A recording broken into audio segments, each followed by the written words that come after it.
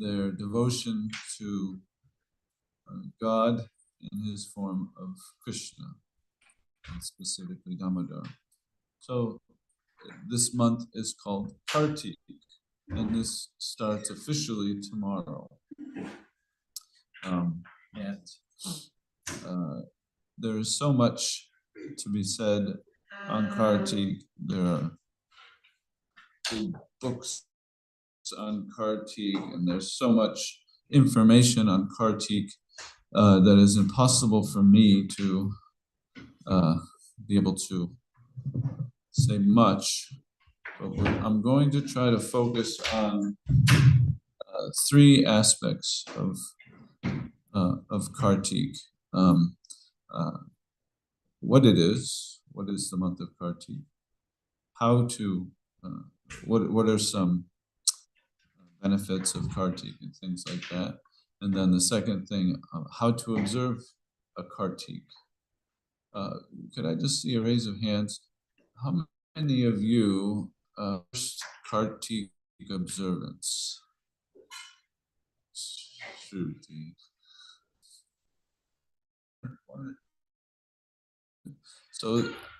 So happy for you, especially. And so we'll speak a little bit about how to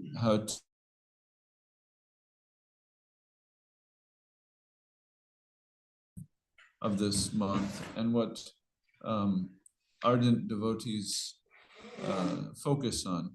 A couple weeks ago, I was given class here, and I had asked the audience, what are those things in your life that increase devotion in your life? And I wasn't asking for, go ahead and recite something that everybody knows. Just, you know, I wanted to know what, for you specifically, what increases your devotion, because it may be different for each of us. And one of our wonderful devotees, Advaita Acharya Prabhu, he said, is this month specifically. And so I think a lot of devotees have great affection for this month. And just on a personal note, when I was first coming to the temple, 17, and I was coming to the temple and I had to travel long distance to the temple. So I couldn't go there for anything other than like a Sunday feast or a planned program. So I'd never experienced a morning program. And then on one October day, similar to this, but it was on Halloween actually. It was one October day, I moved into the temple. And on that next morning was my first experience of a morning program. And for all of us, I think we can remember that first experience. Everybody, it's very early and it's dark and all the lights are on a single point and we're all singing together and it's just such a wonderful thing. And it just so happened that day, and I didn't know till later, I didn't know until a month later, but I learned that day was the first day of Kartik.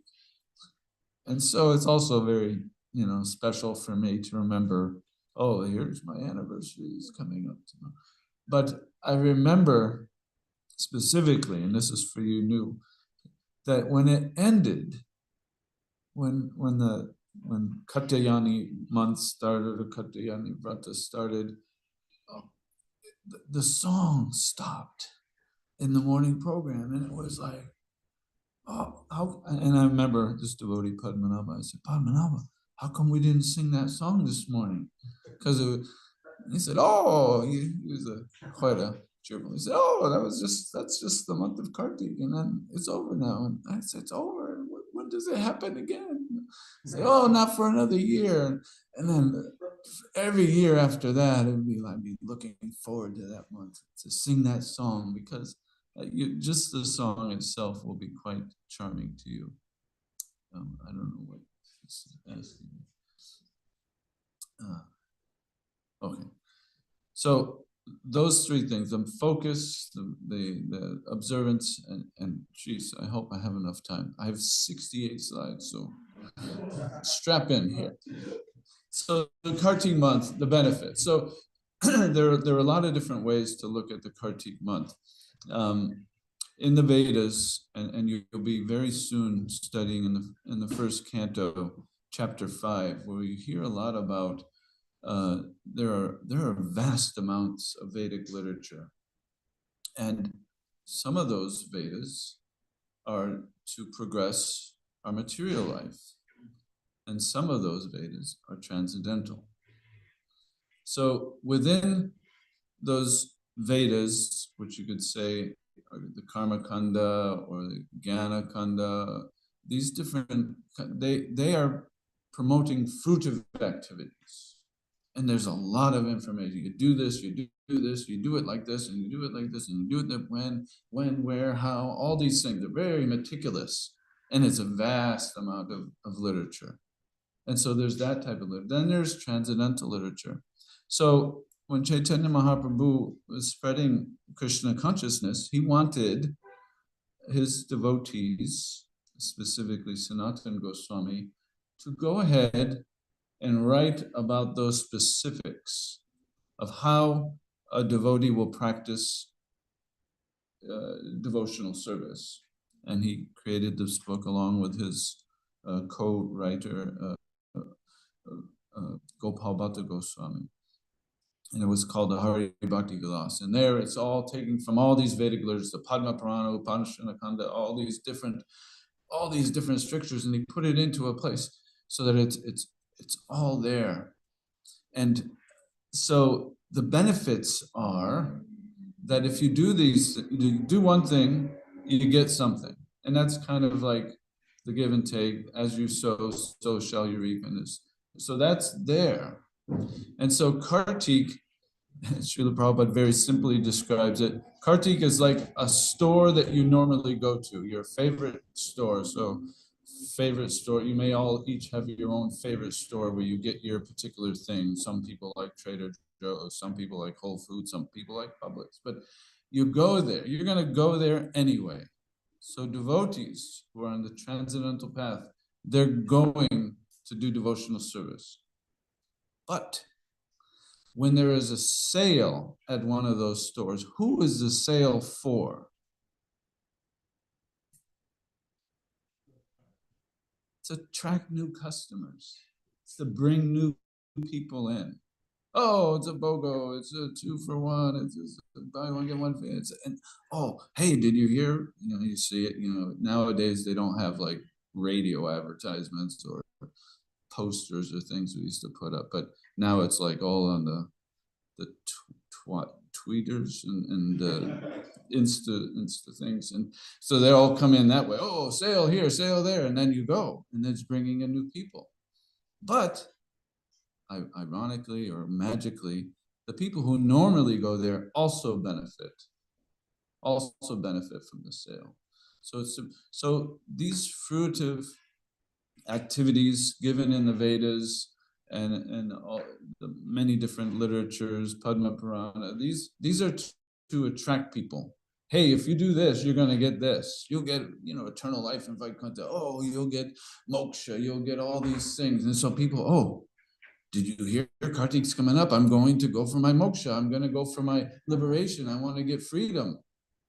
And so it pulls everybody in to this focus. But there's a trick.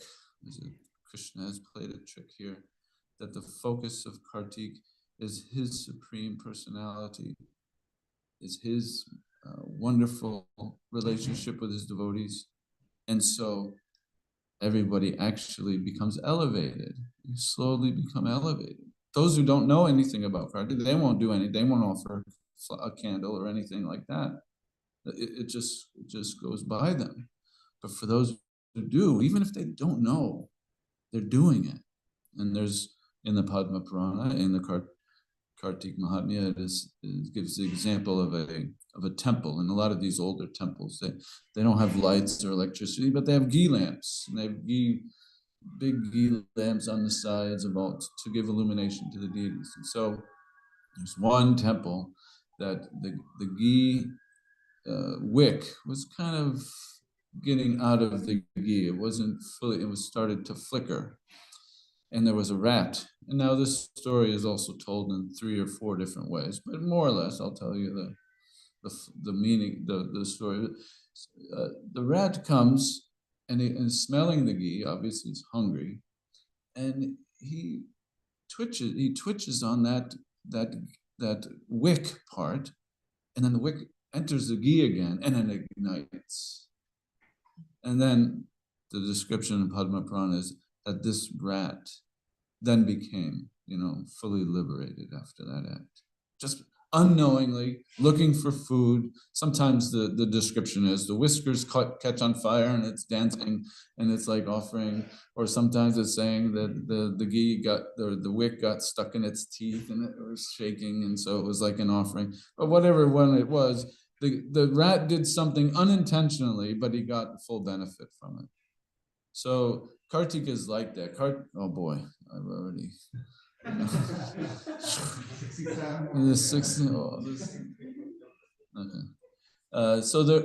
All right. So lots of benefit, and sometimes it's given a number. There's 100 times. Everything you do is 100 times greater, or 1,000 times greater, or 10,000 times. But whatever it is, it's greater. Anything we do. And so when you wake up tomorrow morning, and you're doing the same thing, you're coming to Mangal Arati, you're hearing Srimad Bhagavatam, you're going to actually feel, and I promise you this, you will feel a little different. And that's nothing that you're doing. It is the influence of Kartik on you. And so there's great benefit in that. And within Kartik, there are various dear festivals to the devotees. There's the appearance of Radhakund, there's Narottam Das Thakur, there's the day and Krishna's Kaviraj Raghunath Bhatta Goswami. There's a wonderful 13-day festival that some could observe on the lifting of Govardhan Hill and Govardhan Leela. And there's, of course, our dear Srila Prabhupada's disappearance day. So and Gopastami, such a wonderful festival in itself. Krishna's first going out to herd the cows. So there's so many festivals. Almost every day there's something, but every day you'll have that wonderful song. So don't miss it. And on November 2nd, which happens to be Govardhan Puja Day, we will have a 12-hour kirtan here at the Krishna House, and and just imagine, 12-hour kirtan is a long time. You think you get a lot of benefit no matter when a 12-hour kirtan is. But if it's multiplied by 10,000, just imagine the facility we have to us. Just imagine. Wow, if we could actually come and dedicate a day, and our Tulsi and Stephen, they're hopefully organizing the ashrams in such a way that you have very little other duties to do on that day, and you can just, you don't have anything else to do. Let's just sit and absorb in kirtan. And you'll feel it. You'll feel the influence of Kartik, and you'll feel the influence of the holy name. All right, so that's the month. There's been, again, every one of these slides I could probably give a 2-hour class on, but I won't. Kartik observance, so that now there's observing Kartik. So you hear the benefits and say, okay, I want to do something in Kartik. What do I do? And you want to make the most of it. You want to make the most of it because it's a sale. You don't have to put as much in, but you're gonna get so much more back. So take advantage of the sale. And then you're going to hear a lot of people. There's Vratas, there's Damodar Vrata, there's Urja Vrata, and there's Urjeshwari. There's all these wonderful little nuances of Kartik, and everybody's doing something in Vratas. So we don't want to be confused by the Vratas, because a Vrata basically means a vow. That for this month, I vow to do something. And we're going to hear a little bit. Srila Prabhupada is going to tell us what he expects us to do, but don't get it, because again, those vratas, a lot of them are kind of over the time of ISKCON.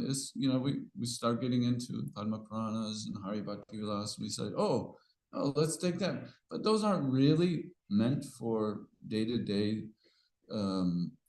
You could say those who are fully already dedicated. A lot of it is meant for those who are fruitive workers, those who are householders, And so sometimes as householders, I'm a householder. So in the last 25 years, I've actually, do some vrata. But for the devotees in a temple, you're already rising early. You're already chanting Hare Krishna. You're already hearing Srimad Bhagavatam, associating with devotees. You're doing so much. And then you have a whole day of service just for Krishna. So there's no need to add something else. Uh, but don't get illusioned by vratas, because sometimes people will come up to you. What is your vrata? What are you doing? What is your vrata? Oh, I'm not eating any more sweets. Oh, really? And whether it's good or not, but and a lot of times we'll see, real external pieces of this, like men will just stop shaving, do not do that. Do not, and the ladies don't. You also don't stop shaving, but don't grow beards. There's no need to grow a beard. That's like an opposite vrata. That's like, okay, instead of taking that 5 minutes to make myself look presentable for Krishna in the morning, I won't do it. So it's kind of an opposite thing. So you'll see that. But again, where does the beard growing come from? It comes from okay, if a person is ardently following Chaturmasya, they're gonna go to a holy place, and they are not gonna move. They're gonna make a dumb vow right there, a dumb vrata. They're gonna stay in that place. They're gonna eat very simply, sleep on the floor, no outer garments. That's part of it. And okay, you don't have to shave either if you're gonna do all that. But what we've done is, oh, I'm gonna not shave. So don't get illusioned by some of those details, but we do want to do something. So how do we observe, and what Srila Prabhupada advised? So I have a little excerpt here. We're going to play. It's about 2 minutes. I have the words up here. So for those who aren't yet used to Srila Prabhupada's accent, we'll be able to hear.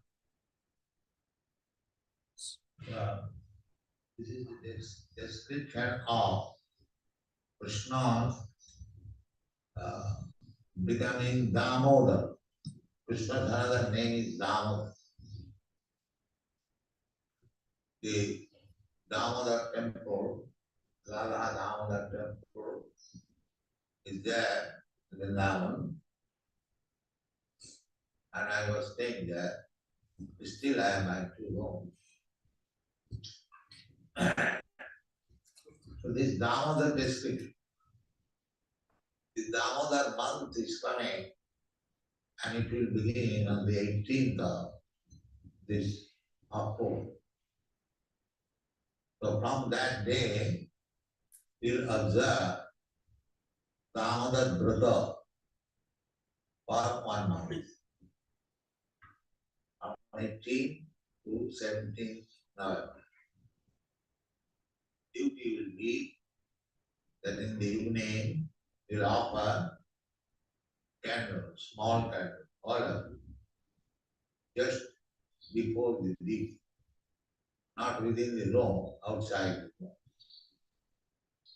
And chant the Damodar stop, Namami Saram. That is already printed in our songbook. This will be Damodar Vrata. That Damodar is explained here. So that's it. That's the vrata. That's what Srila Prabhupada wanted us to do. And there's a very humorous little conversation with devotees. This is in 1972 in Vrindavan. So the devotees just going to Vrindavan, they're hearing all about the Kartik and everything. There's a lot of people who are very into it in India and things like that. So one of the devotees came up to ask Srila Prabhupada, Srila Prabhupada, today is the beginning of Urja Vrata, the Kartik Vrata. Can you describe what that is, Urja Vrata, and how we should be observing it?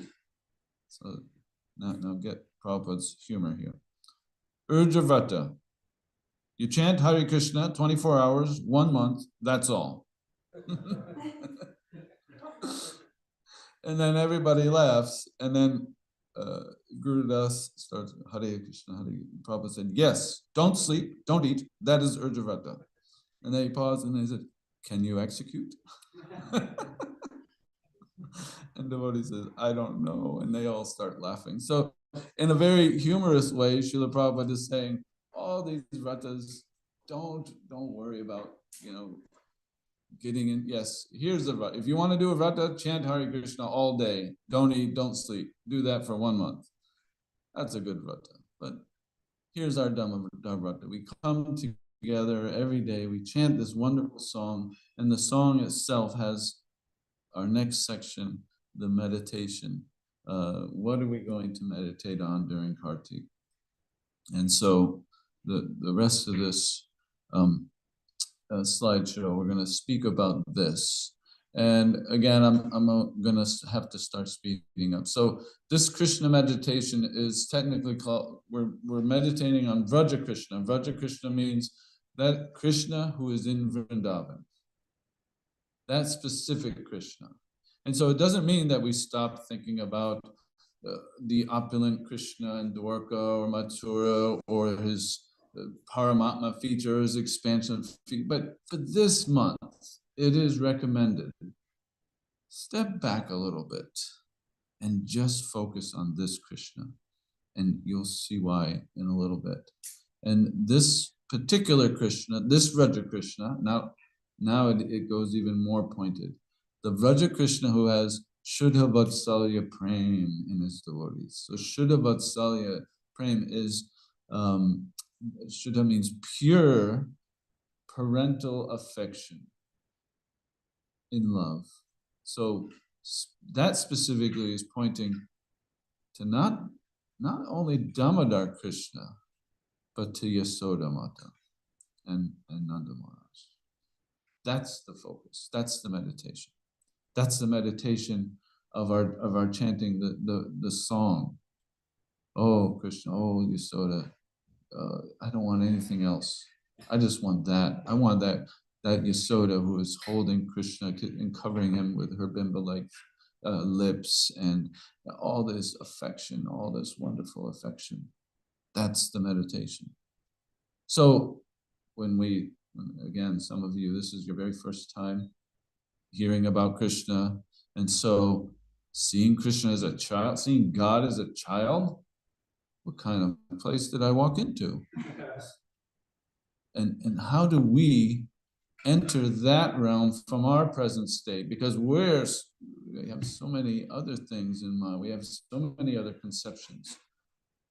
So the Damodar Leela, I'm going to give a little bit of summary and some key lessons.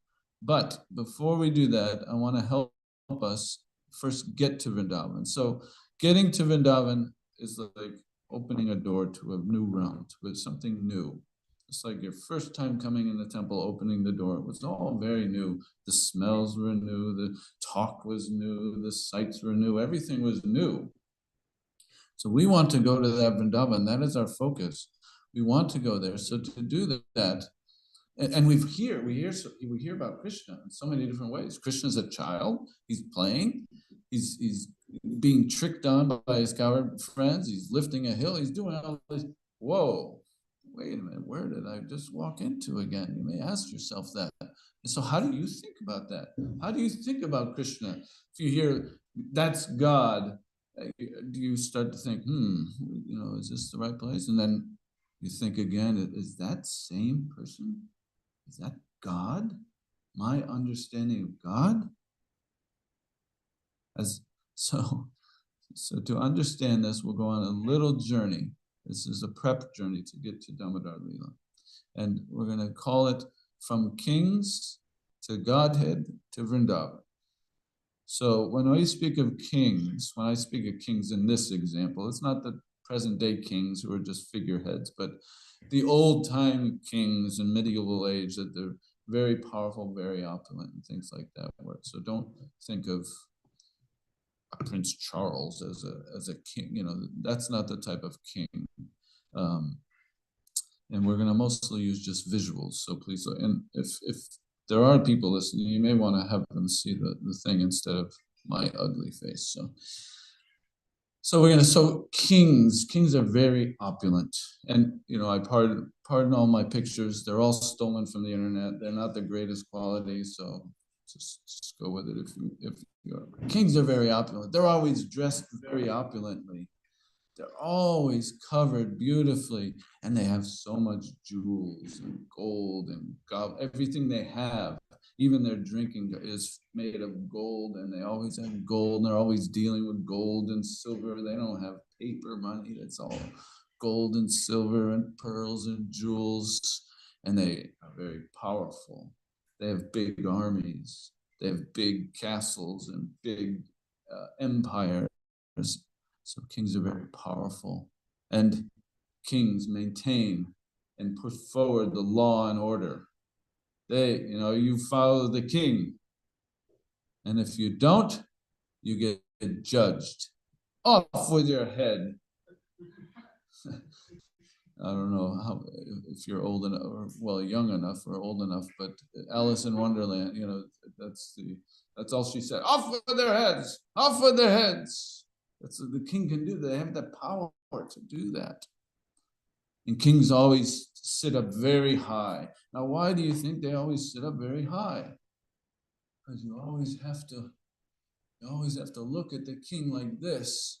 So it's automatically giving them some respect. I'm sitting above you. I'm far above you, and I'm always surrounded by guards. And they're always giving judgment, and they're always doing this. Now, most citizens should only see the king in this way. Because what will happen if they see him any differently?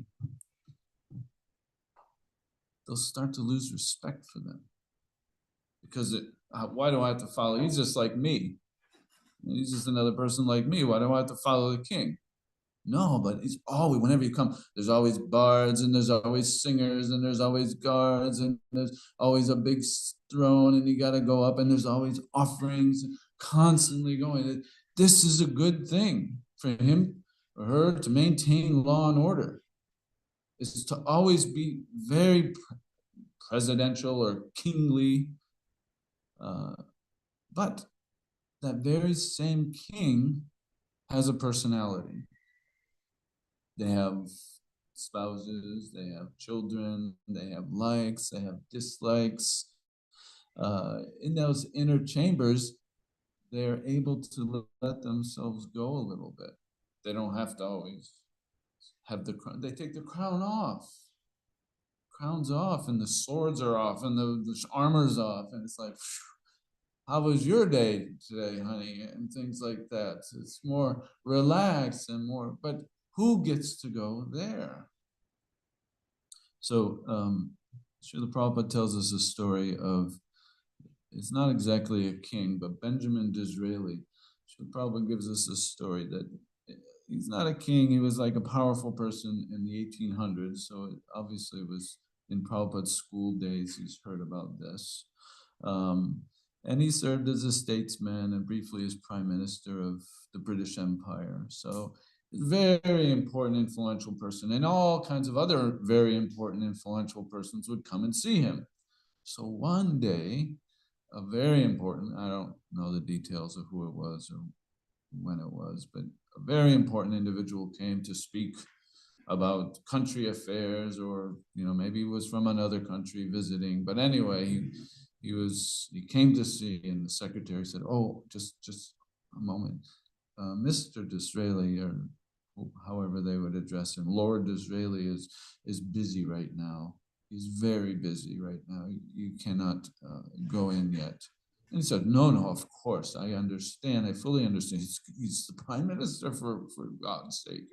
I'll just sit here and I'll just wait. And he's waiting, and he's waiting, and he's waiting. And he checks with the secretary again. And I said, no. Very, very busy, very busy. And so this person is wondering, boy, I wonder what type of stuff he's doing. What kind of, he must be, really working hard. He's probably making all these decisions and everything. So he took the opportunity when the secretary had to get up and go do something else. He got up and he's crouched up and he went up to the door. And he peeked into that keyhole. In those days, there were keyholes you could actually see through. And you never guess what he would see. Because he was thinking, oh, I'm going to see him. He's like hard at work, or however a guy does his hard work. So he's looking in the keyhole, and he was so surprised that, and this is not Israeli, just, but he saw him on his hands and knees with a grandchild on his back, and the grandchild seemed to be in charge. He was like, get up, get up, get up, jump higher, do it, come on, do it higher, let's go, come on. And so just, obviously it was like, this is what the king likes to do. This is what persons who have many other important things to do, maybe even universal things to do, they do have a personality and they do have likes and dislikes. So as the king, if we can accept the fact that a king has these two lives, why cannot we accept that God has that as well? What to speak of God, who has all facility to do any sort of life for himself. So what to speak? So let's look at a few concepts of God, which are similar to the concepts of kings. God is considered mighty God, right? Almighty God, but a lot of times very vague in who he is. It's great light, or when, people will, when the sun creeps through crowds in a certain way, people love to take those pictures. Oh, this is like, I feel the mercy of God coming through here. And that's very nice. And when we were children in chorus, I don't think they have chorus in school anymore, but we used to sing a song. He's got the whole world in his hands. And so he's got, so it's this concept of God, is that he's got everything under his control. Everything is on, even the little babies in his hand, they're all under his control. So this is a concept of God. And generally, because God is eternal, God is certainly older than me, or certainly older than my grandpa or great grandma or great grandma. He's got to look old too, right? He's got to have a long gray beard. He's got to be old, but he's very powerful. So there's this concept of he's very powerful, but he's very old, and he's always doing something. He's always making judgments like kings are doing. Obviously, that's what God is doing. He's just making judgments, one after another after another. You go here, you go there, you go there. These are concepts of God. Even in our Vedic understanding, Krishna is the creator, the maintainer of all living entities. All universes come from the pores of his skin. He controls all the elements, all things in the material world is under his control. So as this is true, it is also true that even though he is that supreme person, creator of all the worlds, even the origin of the Brahman effulgence or impersonalism, he too is a person. He has a personality. He has likes and dislikes. He likes to wear a yellow cloth, not a psychedelic cloth or a purple cloth. He likes to wear a yellow cloth. He likes to wear a peacock feather. He doesn't like, well, I don't know if he doesn't like, but he doesn't wear an ostrich feather or a chicken feather or a crow's feather. Well, sometimes you wear a crow's feather, but that's about the point. He likes the peacock feather, and that's okay. Just as a king, he may like certain things in his inner chambers, certain delicacies or whatever it is. So Krishna is like that. Krishna plays a flute. He doesn't play a bassoon or a saxophone or an electric guitar. He plays a flute. This is what Krishna likes. So as we get to know him, how do we get to know him? What are the qualifications to get to know him? Are the same, you could say, relatable to how would we get to know a king? A king, you have to be only those who are fully trusted, fully devoted, and those who are completely unselfish. Because what would happen? Let's just say, okay, I want to go see God, or I want to go see the king. Take either example at the same time. I want to go see God. You go up, you get in, you knock on his door, he opens up. What are you going to do? You're going to do this. You're going to go, hey, take a picture, and then you're going to post it. Hey, guess where I'm at right now? It's a little selfish, a little clouded a little bit. At least that would that's what I would probably do. A selfie, yeah, a selfishy. So, but to actually get that audience, that inner chamber audience, you have to have these three qualities. You have to be fully trusted, fully devoted, and unselfish. And then the Lord will reveal his personality. So if we start approaching that keyhole of Vrindavan, the Vrindavan doorway, and we start getting a glimpse of that Supreme Personality of God and what he may be doing, oh, the door is locked. And we say, okay, what to do? Let me hear about Krishna. So we hear about Krishna. We go to Srimad Bhagavatam class. We hear about his glories. We hear his own words from Bhagavad Gita. Again and again, we're hearing him, come to me, surrender unto me, I'll protect you from all sort of fear. And we think, yes, I'm going to do that. And you go up to the door and you look, it's locked still. It's still locked. Okay. What else is there? What else is there? There's Nam Sankirtan. We chant Hare Krishna. We follow the processes of chanting Hare Krishna as given by Lord Chaitanya. We follow the process of Saranagati as given by Lord Chaitanya. These 6 things: developing humility, dedicating ourselves to Krishna, accepting Krishna as our maintainer, as our protector. We take only those things that are favorable to our devotional service, and we reject all those things that are unfavorable. Then we start doing all kinds of other things. We do Panchanga Bhakti, Navanga Bhakti. We talked about this a couple of weeks ago. All these different activities we can do, and we're doing it. We're getting so excited. We're thinking, I'm going to go and see Krishna. And we start to get a glimpse of Krishna, and we start becoming attracted to Krishna. But the door is locked. What to do? What to do? We need a special key. A special key. And to find out how to get that key, we are going to hear of Damodar Leela, which, again, reminding us how bewildering this can be. Queen Kunti, she said specifically of this Damodar Leela that this is bewildering. Gopya, this is bewildering. When I think about you, and again, picture that Mahavishnu. She's thinking of Krishna. He's the controller of everything. Fear, demigods, everything is afraid of Krishna, as we saw other depictions of God being a fearful person. And so she understands Krishna in that opulence, and she's saying, but when I see you afraid of your mother, that's bewildering. So keep that in mind, that it's not only us are bewildered, but many great, great, wonderful devotees are bewildered. But we're all striving for that key.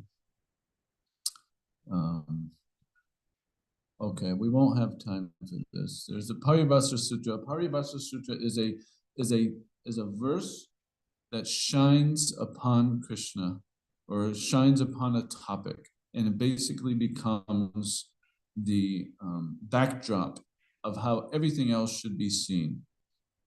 So just I was going to go line by line, but Trayocha Panchadascha Sankhya Yogascha Sattvatayupagiyamana Mahatmyas Harim Harim Samayantatmajam.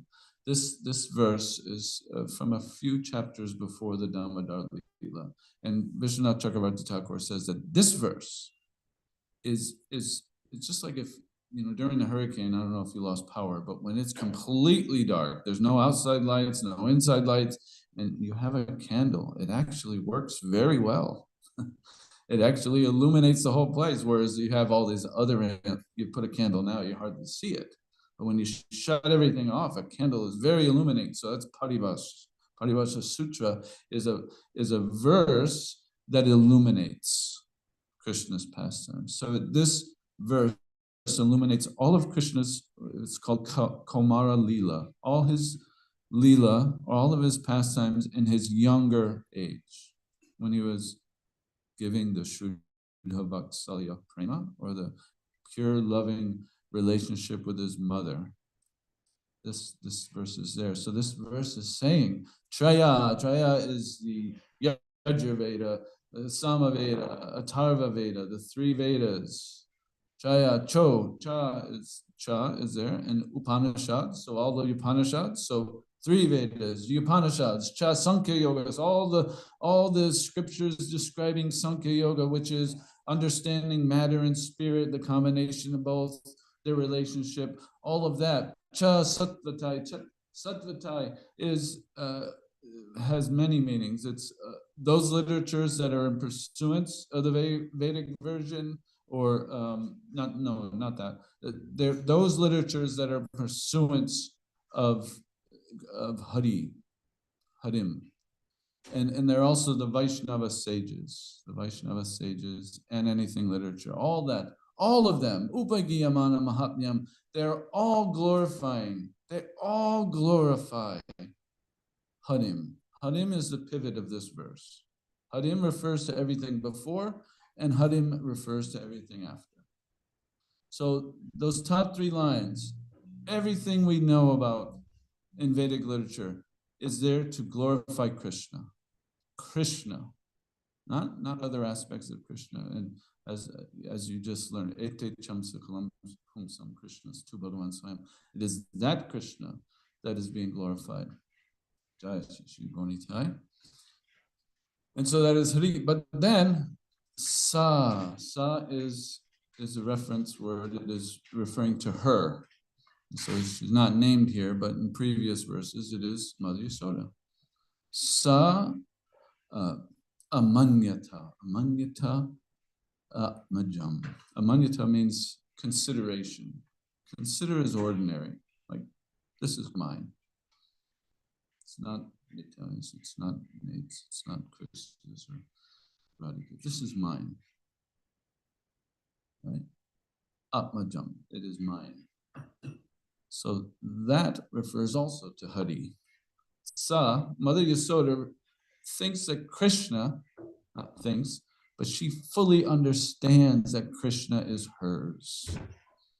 So this is the lamplight to which we can see Damodar Leela a little more clearly. That it's not Yasoda acting as a servant of Krishna to, make him feel happy in a childhood act, but she is actually thinking, this is my boy. And if he does not eat, he will die. This is her mentality. And Krishna has Parasya Shaktar Vivadaya Vashriyade. He has multi-energies. Has his Kriya Shakti, Icha Shakti, all these different Shaktis. Shaktis means experience or energies. But he has something called Satya Sankalpa Shakti. Satya Sankalpa Shakti is his Sankalpa means what you want, what you want. So he allows himself through the agency of Yoga Maya to be controlled by his Shaktis. So he wants to have a mother, and he wants to be with that relationship, because this Shuddha Vatsalya Prema is quite special, as we'll hear about. It's quite special. See, he wants that. And so he is not also acting either. He is truly thinking, I am just a child. I am fully dependent on Yasoda. So this is going on. This is the backdrop. And so what is that backdrop? What he likes. This is, okay, here's the picture of Krishna. That all the great acharyas, all the great stalwart learned philosophers, Chaya, Upanishads, everything is pointing to this person. Can you accept it? It's a little baby. He likes butter.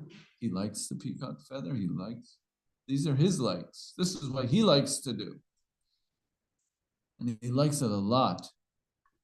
He'll eat a lot. He's called Makhan Chors. Basically, his face is always covered with butter. And he likes it so much, would steal it from other people too. God is a thief? God is a butter thief? Oh, what is this? You see the gopis in the back, they're coming, oh, we got you. And so and this is going to be very brief. You could have 2 days of lectures on this one, but the gopis would come and they would complain to Yasoda, he's always stealing. And time again, she would be, and Krishna would be sitting there, looking so nice. Mata, I never stole butter.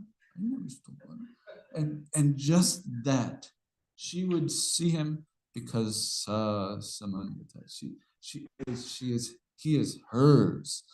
And she just, oh yes, okay, all right, I'll take, but then don't, Lala, don't steal butter. Oh, I never stole butter. Okay, and then they go on. Another day goes by. Then another incident happens. And another complaint. Then another. It keeps just going on and on and on. And it's just this churning is going on in Vrindavan. This tension is going till one day. And this day is the day of Diwali. Observing Diwali also. On this day, because Mother Yasoda started hearing all these complaints, and she started, all right, I better make some really good stuff now, because he's obviously going, or at least they're saying he's going. Maybe he's going because he thinks there's something better over there. But she said, I will get Nanda's best cows, and his best cows are called Padmaganda cows, and that their milk actually had the fragrance of lotus flowers. And so she got that milk, and she was churning, and she's cooking, she's doing all these things for Krishna. And Krishna comes up, I go, Mata, I want to suck your breast. I want to nurse right now. So, oh, of course. So of course she puts it down. Everything she's doing, she takes Krishna. And we see those wonderful pictures of Yasoda holding Krishna. It's just so enchanting and so beautiful. But she's also cooking. She's also in charge of the kitchen. So the milk boils on the stove. I don't know what it looked like, but whatever it looked like, and she had put Krishna down, but Krishna was not yet satisfied. And so he got very angry. And there's so much description. Because actually in Srimad Bhagavatam, there's only 18 verses that describe this, or 17 verses. But mostly it's the acharyas who speak on this and expand this to great extents, to full books even.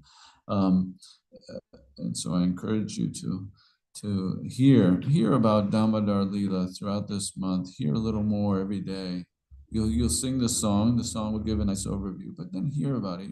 There are many experienced devotees you could hear from the intricacies. But in any case, he was so mad, he took a stone, he broke that pot, and he just ran off to another store area, and he was, I'm going to do something even naughtier.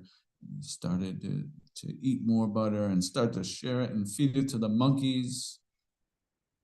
And Mother Yasoda came back and she saw, what has happened? She saw the footprints.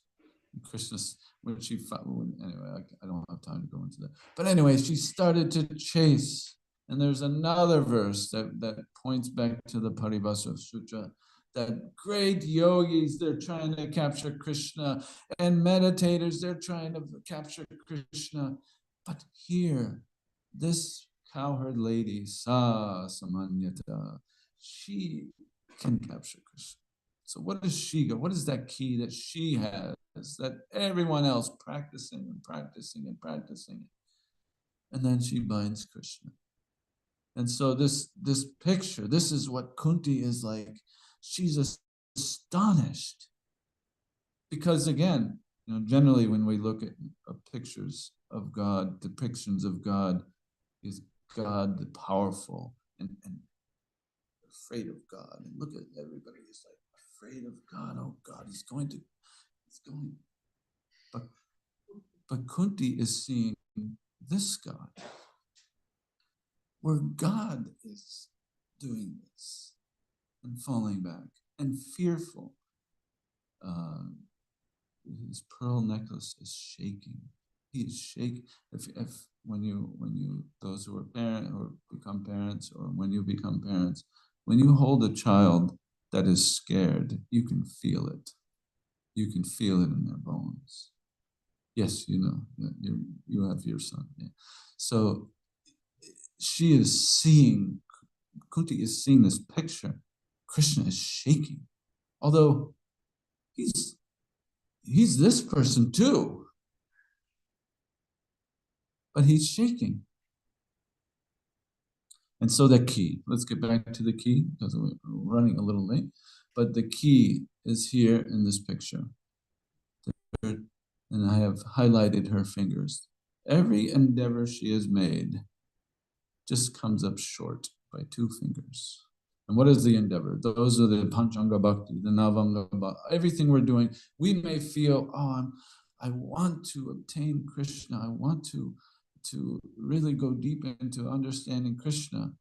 And so we engage ourselves in so many activities. And she is engaging.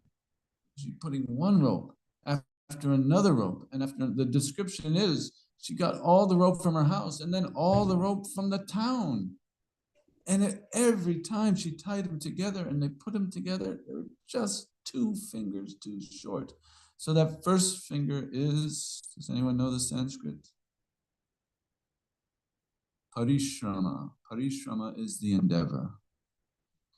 That's the one key. So that again, that parishrama is our endeavor, our following Saranagati, our following chanting, following our vows, following all these things. This is our endeavor.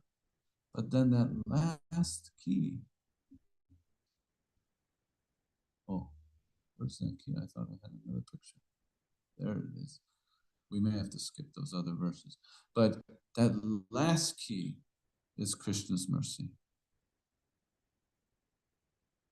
And when we go to that door that was formerly locked, and if we obtain Krishna's mercy, and how much time do I got?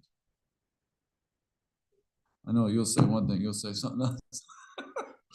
We don't have much time. So, okay.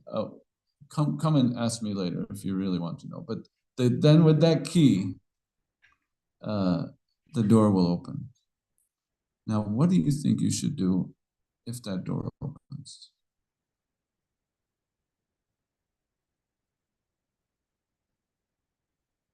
Who's brave enough to say? Go inside. Run inside. Run inside. So I wanted to, then I have another excerpt and we'll end here because I won't be able to do. Sukadeva Goswami gives a summary of this in 3 verses, which I had those, but we'll come and find them for me later. But we're going to hear what our real endeavor is. How do we get that key? How is it that we, fallen persons, and again, if you turn the chapter, the next chapter tells you how even as a fallen person, as the most fallen person, you can get that key. And there's 4 things, Manigriva and Nalakuvara passed on. The first thing is that they're fallen. That's a given. They are fallen, degraded. So I can relate to that, right? Second thing is sadhu. They come in contact with the sadhu. The third thing is that in that contact with the sadhu, they become purified. In that case, there was a curse, and then there was activities to become purified. But in our case, we come in contact with Srila Prabhupada, his servants and his followers, and they give us service, and we begin bhajan kriya, we begin anartha nivritti, we begin to start to shed those things that are keeping us away. And then the fourth thing is, again, that union, Krishna's kripa, Krishna's mercy will come to him by the mercy of the sadhu and the process. So this is what Srila Prabhupada will speak about. Now you can study Krishna. And Krishna has created all these things. See, if you cannot understand. Sorry, just before this is also a class on the same verse by people. But just before this, he explained the whole cosmic manifestation, Krishna's appearance and control of Durga Devi and how everything is very difficult to cross over. So now this is where it picks up. So how can we understand Krishna? He has created all these things. Krishna has created things. How you can understand Krishna? Is it not possible at all?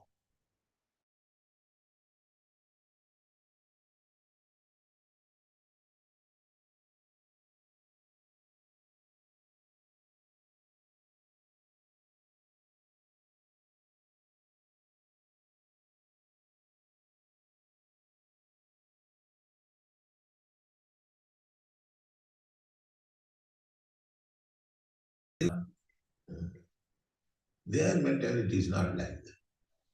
Krishna is not displaying in Vrindavan as God. He is playing there as ordinary cowherd boy.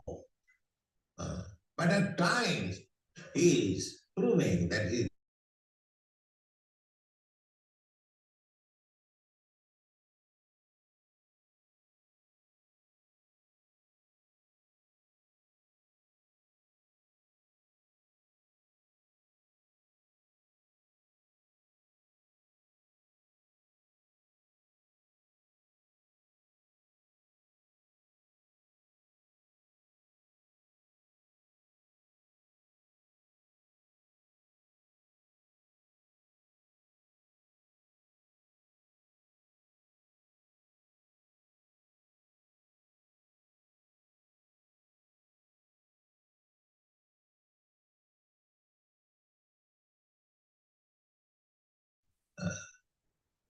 so our business is simply to love Krishna.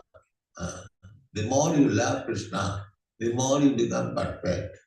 It is not that it is necessary to understand Krishna, how he has created. The things are mentioned there. Krishna is explaining himself in the Bhagavad Gita.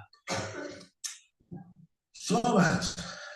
Don't bother very much to know Krishna. That is not possible. Simply increase your honor and love for Krishna. That is perfect. Thank you. Thank you, sir. So that if there's anything I'll part with is that again, as I mentioned earlier, step back for this month. Don't try to figure everything out. How Krishna can be, just become absorbed in the past time.